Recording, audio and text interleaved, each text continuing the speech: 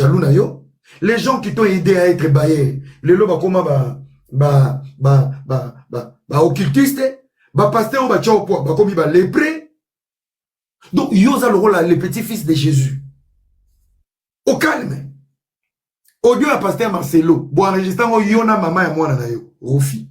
Et bima l'internet ne yom to bimisa. Na cellule na bino ya réunion. Aux autres a pasteur Dalo, au Dieu et bima. Osa gêne ya modèle nini. Si tu n'es pas dans un projet, ce projet ne sert à rien. Et tu n'es pas reconnaissant le mal avec toi. Tu n'es pas reconnaissant. Osara reconnaissant, toujours de la victimisation. Même l'or est choquant. Ni aromona mwana na faveur. Faveur ayama jabu. Kala elongi babuto le rôle la télécommande. To soigner mwana na to bongisi. Est-ce que basi ba isa faveur finga Moïse?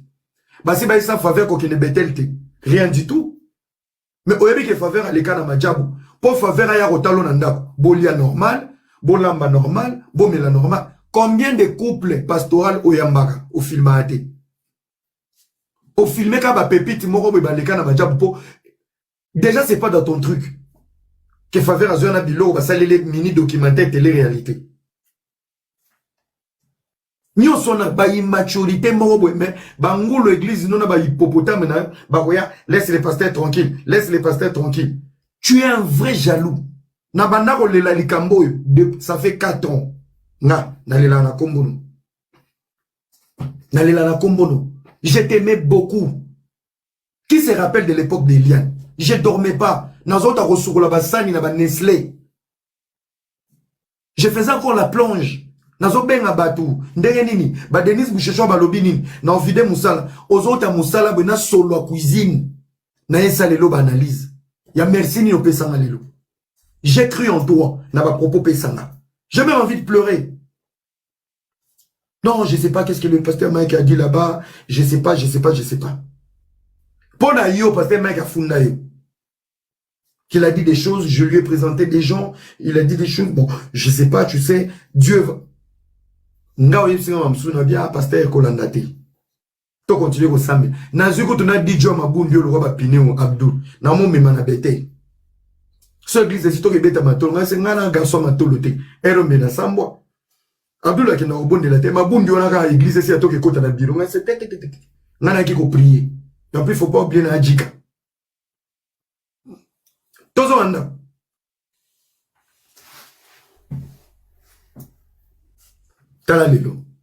Tout ce que je disais il y a 2 ans passés, 3 ans passés, les lois eu forme parce qu'il a touché le colo. Les lois de Boébi, quand j'ai parlé ici, mon enregistrement, Moïse, pasteur Marcelo, Bobeta Akara, a autre chose à la prédication, mon corps. Jetons sur moi Kalambaï. Attends, tout le monde va ton église de Talibiso, si c'était l'inverse, si c'était le contraire, et matisi mafuta.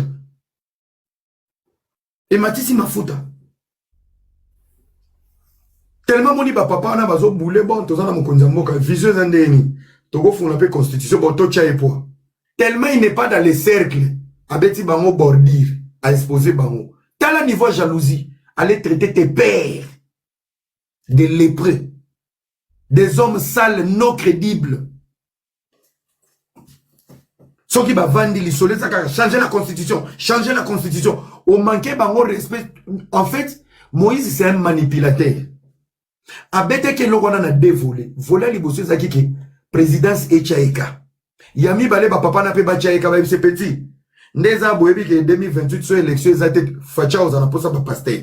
To rolia. Aibi déjà ya milieu ebima. So tellement ba société ba moni mona mukia bibo za bozo bordi. Nzoka yeba kite ikoya na maboko ba gladiator. Moni bato ba kota ki présidence ya ba golo ba koti na Betel. Siko ya fachi na mo ba koti na Betel. Ba tuni yo. Oyebi mamba ilia yo. Oyebi ko sala ba bi makamo era lo baka bobeta kakara. Malamo allo Christian Lusakwen. Oui. Donc la chose a été sortie du contexte. Il y a des pasteurs de la diaspora qui m'ont appelé, qui m'ont proposé, Moïse, tu vois comment toi tu entres partout, tu fais de tout, tu es connu. Alors, on peut commencer à utiliser ton image pour aller voir des ministres pour qu'on partage l'argent. Bouzoba yo lobaki na prédication n'explication et kokani. Pourquoi bino bolingaka to yo ko rappeler bino botanga wapi? Ce que tu as dit dans la prédication et la justification chez Christian Lusakoen. Est-ce que kokani? Oh yo zako loba avec arrogance, avec jalousie. Pourquoi tu n'as pas dit à l'église la version au Pesaki Lusakoen? Il y a même des pasteurs de la diaspora qui viennent me proposer par rapport à mon image de faire ceci, cela. Il y a des gens, des amitiés tout autour d'un vin. Ils ont créé les prix. Et au commis qu'on attend au monique, IDPS Goya, chef du progrès Goya. Allez, mais il y a encore des cochons, des porc-épics, des bétels qui vont venir. Laisse les pasteurs tranquilles, laisse notre pasteur tranquille. Qui est jaloux de lui? Combien de fois je vous ai dit c'est un opportuniste, un give me. Nga pasi na ngai. Moïse mbie, zongi sela nga voiture na lupangu. Bima na ndaku wana, somba ya yo na monga bétel. C'est le couple qui t'a offert cette parcelle. C'est les maçons du couple. Oye tonga bandaku na bango tout. Na Kishasa, oba tonga ndaku wana. Bazaba occultiste. C'est une maison hantée par les occultistes. Pesa ngata montre o mkolo finga ka bango lataka na luboko. My brother, give me. Nazo souffrir. J'en ai besoin. Kunali kolo ozolalate. Mon décapotable pesa. J'en ai besoin. Piano muneno vandisa na salon. Ya Jessie pesa ngai. Bolinga ba rappeler bino bolamu. Tu sais à un moment donné, hein, quand tu te sens victime ou innocent devant une guerre qui n'a pas de tête ni de queue, okoma nasuka, okoma loba, na memia ipoto, na salele e comment ya rappela akaba to bolamu. So nous comment rappeler au bolamu pour pas c'est leki. Na salio nini pour na mériter méchanceté oyo. Pourquoi je mérite tout ça avec tout ce que j'ai investi dans ta vie? Give me. Yo papa royo no saganila na shero no yo solo anai. Aux enfants d'ana yebo. Il sentait déjà que tu n'étais pas vrai. Akumba côté. Je peux même te choquer na tanga ba conversation na bino, il te répond après 2 jours, après 3 jours. Na muke na ngo na legota mson estime. Il savait que tu étais un fake. Fake humain. Fake personne. Bola muto chana mai.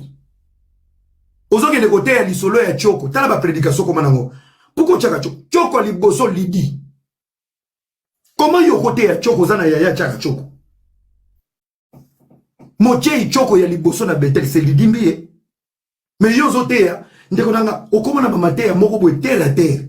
Comment yo côté ya Choko avant lidi atika Choko te? Telle ba prédication comme nango ba jeton. Mukolo keneke ko telemisa la Kenneth. Boyoka prédication, bato bete boyanana. On dirait binonde bomela ba vin, binonde ba vrai ba lépré. Abengi Kenneth, viens mon frère. Les amis, vous savez, j'étais allé au Canada. On a simbi Kenneth. Kenneth est à garde du corps au Bogara na bandef. Maman na likro. Serimo ba beba na kia na sana majabu to bengana ki. Ye pas ane loyalité nzala. Kozanga oyo. Asimbi na loboko. Vous savez, bien aimé dans l'église, on est arrivé au Canada. Je devais aller faire des achats. J'étais avec papa Kenneth. Bakeboun. Alors, après on est allé faire des achats. On a fait des achats. Je suis retourné à l'hôtel. J'arrive à l'hôtel. J'étais tellement fatigué. Et papa Kenneth qui me dit, pasteur, il y a des gens qui t'attendent. Ils sont en bas. Il faut qu'ils te soient là. Oh, je me suis dit, oh Seigneur. Kenneth. Tu as vu, quand on est arrivé, dans un aéroport, on est allé faire du shopping. Je n'ai pas eu le temps pour le Saint-Esprit. Je n'ai même pas eu le temps pour prier. Ndengena Zongi Boé, toi va gérer ces gens-là. Moi, je vais essayer de prier, mais reconnecter au Saint-Esprit. L'église, je vais vous choquer. Quelques minutes, quand Kenneth est parti, le Saint-Esprit qui me parle. Moïse, je ne suis pas ton ami. Quand tu allais faire le shopping, qui t'a aidé de faire le choix des habits, pour ne pas choquer, c'est moi le Saint-Esprit. Je ne suis pas ton ami de chaque jour. J'étais avec toi, même quand tu es sorti. Mais tu m'as pas oublié. Je suis connecté à toi. Peuple de les prégnons sur Bethel. Ah, waouh!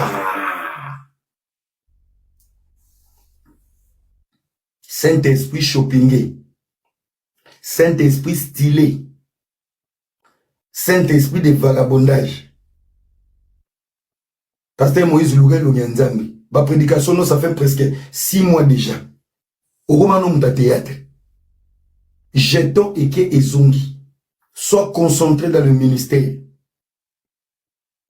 Demande pardon au corps du Christ. Demande pardon aux gens que tu as blessés. Le pardon, demander pardon n'est pas une faiblesse. Tu as brisé les gens qui t'ont aidé. J'ai suivi un extrait, il y a Maman Kabasele, Maman Ateaga, sur TikTok. Maman Naloba qui est le romanko, Bozela, il faut na tchango. N'enregistre qu'il y a vite fait. Na évité ce qui n'a pas mon amour. Pour photo terre na ba preuve. Bolo bateke toyoka ka mateate. Na yokaka. Na yokaka. Un instant. Un instant.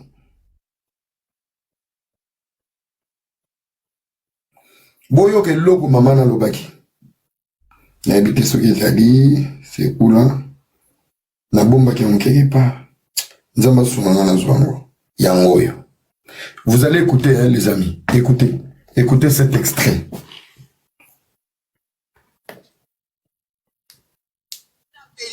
Il a le fil de sa pendaison. Celui qui a trahi une source qu'il a bénie, il a le fil de sa pendaison. À moins que l'Éternel intervienne par un miracle. Est-ce que quelqu'un m'entend? Tout ce que vous aurez comme opportunité, en pensant que parce que vous avez trahi celui-là, vous irez de l'avant, vous allez remarquer, ça sera comme un ventilateur débranché. À un moment donné, tout va bien. Vous avez l'impression que, bon, écoutez, c'est pas la fin du monde. Tout va bien. Mais à un moment donné, le ventilateur s'arrête parce qu'il a été débranché. Et non seulement ça s'arrête, mais vous remarquez que les choses qui doivent vous bénir ne vous bénissent plus. Les choses que vous saviez faire très bien et qui produisaient, vous faites les mêmes choses, vous n'avez pas les mêmes résultats. Merci. La sécheresse entre parce que vous avez craché sur une source qui vous a toujours béni. Merci. Il y a une phrase que j'aimerais qu'on répète. Lorsque on trahit celui qui a trahi une source qu'il a bénie, il a le fil de sa pendaison. À moins que l'Éternel intervienne par un miracle. Est-ce que quelqu'un m'entend?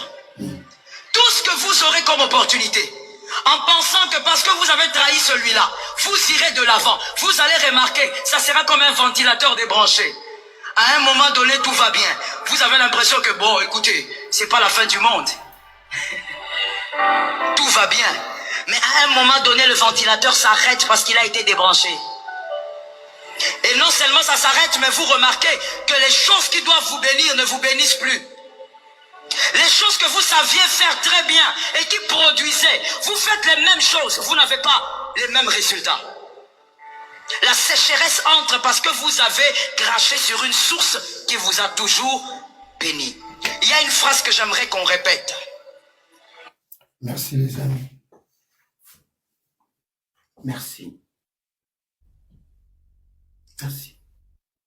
Voilà.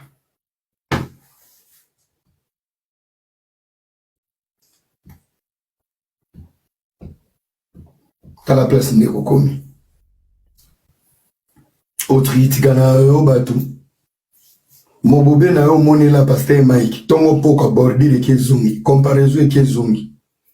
Majabu kutu linyukano basani. Tu sais bien le faire en mal. Ok, au la présidence. Tu vas lire l'heure. Beaucoup de pasteurs savent que tu es hypocrite. Yo za lo bana pasteur Marcelote. Ton maman blanche a koufi ok hypocrisie. Sois vrai. Les hommes de Dieu soient des exemplaires. Le pasteur Moïse, être casanier, ce n'est pas une façon de dire que tu es charismatique, tu es problématique. Tu parles beaucoup et tu es jaloux. Et autant narraté. Reconnaissance n'a vu nos aboupia. Toutes les filles de la télé, au bazaki boya, n'a pas choqué bino. Ba Barbara Nzimbi bazako ya na Betel, ba vana na Ranja Liboso, ba Kendak. Ba Mireille, ba Kendak. Toutes les belles filles au ba yebana na Kishasa, bazako vana ba Ranja Liboso. Papa soko toutes la bangote le roi maki akotokisa po bakima. bakenda wapi po bakamera ikabwe bu baba banzi bitala Bible munene onde sanduku ya Moïse lelo barbara ko monter na TikTok yemuko na mona ke dene mazo parler langue à l'ennemi des politiques toutes les belles filles de Kinshasa ko baza ofana ba njali boso baya ka betela ba 6 mois bakei